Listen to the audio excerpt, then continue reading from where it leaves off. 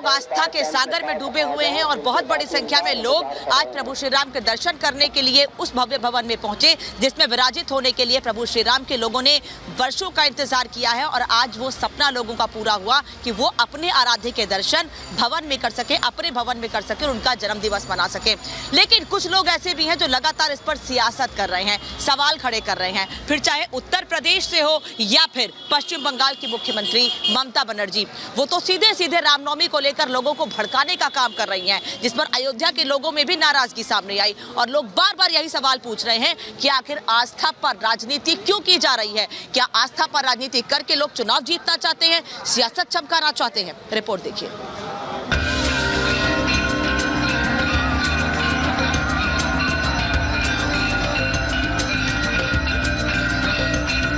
कुछ लोगों ने पेटेंट कर लिया है, उनकी बपौती नहीं रामनवमी।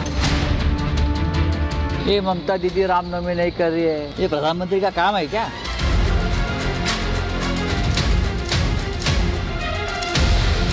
आज पूरे देश में रामनवमी का पर्व धूमधाम से मनाया गया। राम भक्त अपने प्रभु के जन्म पर 500 साल बाद इस तरह का उत्सव मना रहे हैं। अयोध्या में भव्य राम मंदिर में भगवान रामलला की प्राण प्रतिष्ठा के बाद पहली बार रामनवमी का उत्सव मनाया जा रहा है। बड़ी संख्या में भक्त अयोध्या पहुंचे हुए हैं। इसे बीजेपी अपनी उपलब्धि के तौर पर दिखाने की कोशिश कर रही है, लेकिन विपक्ष उस पर सियासत से बाज नहीं आ रहा। समाजवादी पार्टी के सांसद राम गोपाल यादव कह रहे हैं कि भगवान राम किसी की बपौती नहीं है। रामनवमी को जो कुछ लोगों ने पेटेंट कर लिया है, उनकी बपौती नहीं रामनवमी। रामनवमी करोड़ों लोग हजारों वर्ष से मनाते चले जा रहे हैं और एक राम मंदिर नहीं है, हजारों राम मंदिर इस देश में है। ये वही राम गोपाल यादव हैं जिन्होंने अयोध्या का न्योता ठुकराया था। अब जब त्योहार का दिन है तो इस तरह का बयान दे रहे हैं। उधर बंगाल में भी रामनवमी पर सियासी पारा हाई है। गौरतलब है कि पिछली रामनवमी पर बंगाल में काफी बवाल हुआ था। अब सीएम ममता के एक ट्वीट ने बवाल मचा दिया है। सीएम ममता ने रामनवमी पर बधाई से ज्यादा चिंता इस बात की जाहिर की कि कोई अशांति ना फैलाए। इस मुद्दे को बीजेपी ने आड़े हाथों लिया और ममता के साथ राम गोपाल यादव को भी जवाब दिया। ममता बनर्जी जी ने पर्व को अशांति से जोड़ रही हैं, ये सीधा सीधा रामनवमी के पर्व का अपमान है। यानी एक बार फिर भारतीय संस्कृति और सनातन संस्कृति को अपमानित करने का प्रयास। आज प्रभु रामचंद्र के आशीर्वाद से हम राम राज्य का संकल्प पूरा करने के लिए आज वचनबद्ध हो और ये संकल्प पूरा करने की पूरी कोशिश करें, यही सही अर्थ में यथार्थ होगा। प्रभु राम के अपमान पर पहले ही इंडिया अलायंस बैकफुट पर है, लेकिन कई नेता अभी भी इससे बाज नहीं आ रहे। इस लिस्ट में संजय राउत का भी नाम जुड़ गया। उन्होंने पीएम मोदी पर हमला करते करते रामनवमी पर ही सवाल उठा दिया। ये ममता दीदी रामनवमी नहीं कर रही है या और कोई क्या कर रहा है, ये प्रधानमंत्री का काम है क्या? हाँ, ये प्रधानमंत्री का काम है। हाँ, ये गली के लोग भी इस प्रकार की बात नहीं करते। ये कौन से प्रधानमंत्री है, किसने बनाया प्रधानमंत्री? एक तरफ विपक्ष के बयान वीर हैं, तो दूसरी तरफ देश में रामनवमी का पर्व धूमधाम से मनाया जा रहा है। रामनवमी पर पीएम मोदी से लेकर मुख्यमंत्री योगी आदित्यनाथ तक बधाई दे रहे हैं और 500 वर्ष बाद आए इस उत्सव पर भाव विभोर हो गए।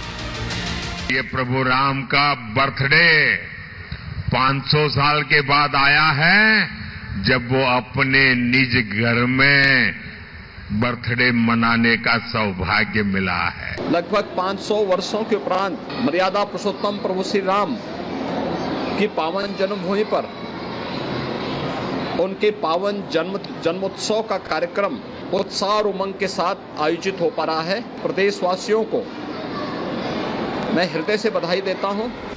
2024 के चुनाव में विपक्ष जीत का दावा तो कर रहा है, लेकिन उसके नेताओं के सनातन विरोधी बयान उसके सपनों को तोड़ सकते हैं, क्योंकि जब जब राम विरोधी बयान दिए गए तब तब विपक्ष को हताशा ही हाथ लगी है।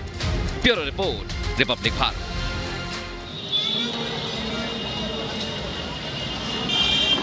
तो इस वक्त कुछ लोग भी मेरे साथ हैं जो अलग अलग जगहों से यहाँ पहुंचे हुए हैं दर्शन करने के लिए, लेकिन राजनीति जो हो रही है उस पर सवाल करूंगी लोगों से मैं।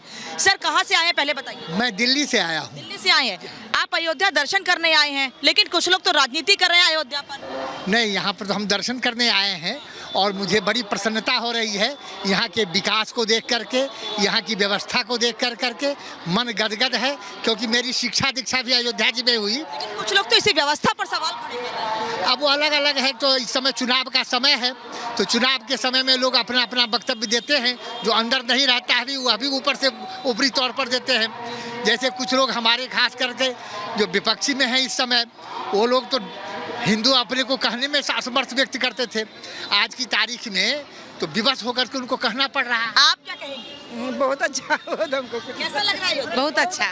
कहाँ से आए हैं आप? हम बिहार पटना से आए हैं। कैसा लगा अयोध्या? बहुत सुंदर अयोध्या जो राजनीति करते हैं उन्हें क्या कहेंगे? है। राजनीति करने वाले राजनीति करेंगे, लेकिन इतना तय है कि योगी और मोदी जी को बहुत बहुत धन्यवाद। धन्यवाद, ठीक है, आपका भी बहुत बहुत धन्यवाद। तो देखिए, बिहार से लोग आए हुए हैं, दिल्ली से लोग आए हुए हैं, मध्य प्रदेश देश के कोने कोने से आए हुए हैं। सृष्टि, आप लता चौक पर है, वहाँ की रौनक तो अलग ही होती है।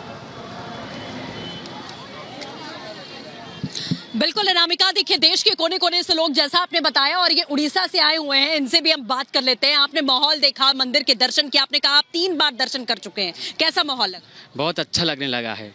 और दर्शन जब मैंने कर लिया, इतना आनंद लगा है, मैं अपना वाणी में वर्णन नहीं कर सकता हूँ। वर्णन नहीं कर सकते? हाँ, और ये जो अयोध्या जो हम धाम है, जो भी दर्शन करते, स्कंद पुराण में बताया गया, वैकुंठ खंड में जो अयोध्या दर्शन करते हैं, उनकी जन्म जन्मांतर की जो पाप है वो कट जाता है, वो नष्ट। ठीक है, इधर भी कुछ लोग हैं, आप लोग बताइएगा कैसा माहौल लगा, क्या लगा? माहौल मैडम बहुत अच्छा लगा, और जो नारा चलता था कि जो राम को लाए हम उनको लाएंगे, हमको तो लगता है 2024 में फिर ऐसा ही होने वाला है। फिर ऐसा ही होने वाला, आपको कैसा लगा? 2024 में बीजेपी 400 पार जाएगी, और राम मंदिर इस समय जो है पर डे आप आइए, पर डे पूरा।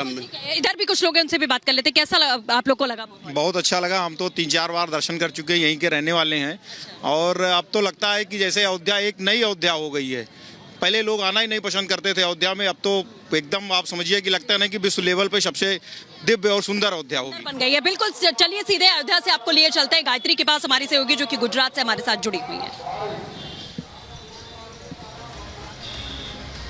शुक्रिया सृष्टि, और मैं यहाँ अहमदाबाद में मौजूद हूँ, गुजरात का अहमदाबाद, जहाँ पर लोगों से हम बातचीत करेंगे क्योंकि रामनवमी का आज दिन है। और देखिए सृष्टि, सुबह से ही मैंने लगातार अलग अलग जगहों पर लोगों से बातचीत की, गांधीनगर में भी मैंने लोगों की प्रतिक्रिया ली, तो लोगों का साफ तौर पर कहना था कि आखिरकार वो प्रधानमंत्री नरेंद्र मोदी को राम मंदिर के निर्माण को लेकर सबसे ज्यादा पसंद करते हैं, क्योंकि सालों का संघर्ष के बाद भी अगर ये संभव हो पाया तो मौजूदा सरकार की तरफ से संभव हो पाया, ये ऐसा लोगों का कहना है। मेरे साथ कुछ लोग मौजूद हैं, मैं उनसे बातचीत करती हूँ। आज रामनवमी का पर्व मनाया गया, कैसा रहा रामनवमी का पर्व? क्योंकि हम देख रहे हैं कि इसको लेकर सियासत भी जोरों पर हुई, राम मंदिर को लेकर भी सियासत, और कई जगहों पर हमने देखा कि शोभा यात्रा को इससे पहले भी टारगेट किया गया और पश्चिम बंगाल में आज भी टारगेट किया गया।